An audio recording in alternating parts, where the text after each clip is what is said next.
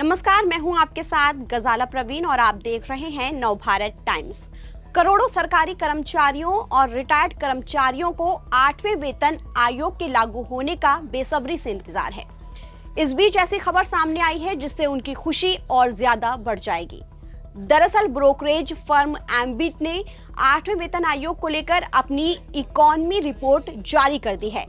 Financial institution ने अपनी report में बताया कि आखिर 8th पे कमीशन लगने के बाद केंद्रीय कर्मचारियों की सैलरी कितनी बढ़ सकती है। इसके साथ साथ रिटायर्ड कर्मचारियों की पेंशन में कितना इजाफा हो सकता है, इसके बारे में भी एम्बिट ने अपनी रिपोर्ट में सब कुछ बताया है। ब्रोकरेज फर्म एम्बिट कैपिटल की हालिया रिपोर्ट के मुताबिक 8वें वेतन आयोग के लागू होने पर कर्मचारियों की सैलरी में 30 से 34% की बढ़ोतरी की जा सकती है।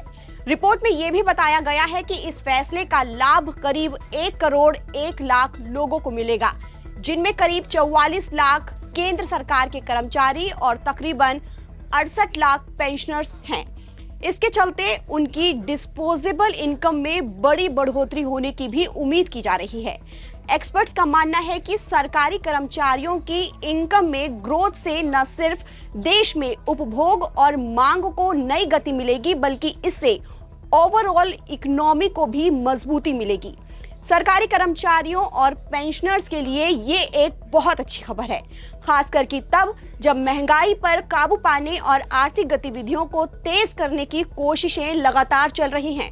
आपको बता दें कि 7वें वेतन आयोग ने जब जनवरी 2016 में अपनी सिफारिशें लागू की थी, तब सैलरी में सिर्फ 14% की बढ़ोतरी हुई थी, जो पिछले कई दशकों में सबसे कम मानी गई। इस बार उम्मीद की जा रही है कि वेतन में ज्यादा बढ़ोतरी होगी तो महंगाई और प्राइवेट सेक्टर के मुकाबले सैलरी में स्टेबिलिटी बनेगी। वैसे केंद्रीय कर्मचारियों की सैलरी और पेंशनर्स की पेंशन में कितना इजाफा होगा, ये फिटमेंट फैक्टर पर निर्भर करेगा। किसी भी वेतन आयोग के लिए रिवाइज बेसिक सैलरी की कैलकुलेशन मौजूदा बेसिक सैलरी को फिटमेंट फैक्टर से मल्टीप्लाई करके ही की जाती है। हर वेतन आयोग का फिटमेंट फैक्टर अलग अलग होता है। उदाहरण के तौर पर 7वें वेतन आयोग ने 2.57 फिटमेंट फैक्टर लागू करने की सिफारिश की थी, जिससे केंद्र सरकार के कर्मचारियों की मिनिमम बेसिक सैलरी 7,000 रुपए से बढ़कर 18,000 रुपए महीना हो गई थी। हालांकि महंगाई भत्ते को एडजस्ट करने के बाद वास्तविक बढ़ोतरी केवल 14.3% ही रह गई थी। साल 1970 के बाद से ये सबसे कम था।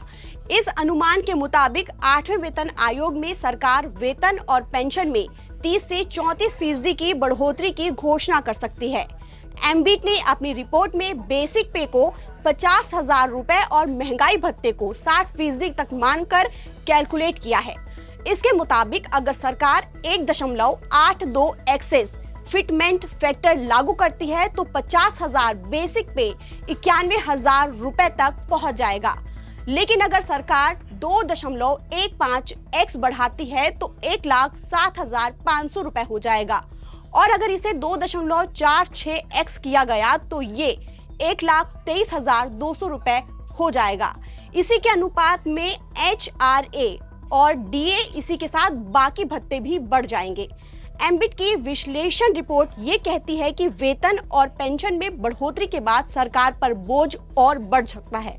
इसके लिए उसे 1.3 ट्रिलियन रुपए के एक्स्ट्रा मनी की आवश्यकता होगी।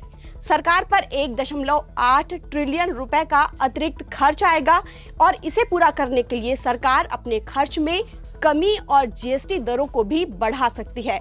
फिलहाल 8वें वेतन आयोग की सिफारिशें जनवरी 2026 से लागू होने की उम्मीद है। हालांकि इसे तभी लागू किया जा सकता है जब रिपोर्ट तैयार हो जाएगी, सरकार को भेज दी जाएगी और उसकी सिफारिशों को मंजूरी मिल जाएगी। अब सबकी नजर केंद्र सरकार की अगली आधिकारिक घोषणा और आयोग की रूपरेखा पर टिकी हुई है। अगर प्रक्रिया में तेजी आती है तो 1 करोड़ से ज्यादा केंद्रीय कर्मचारियों और पेंशनर्स को बढ़ी हुई इनकम के रूप में बड़ी राहत मिल सकती है।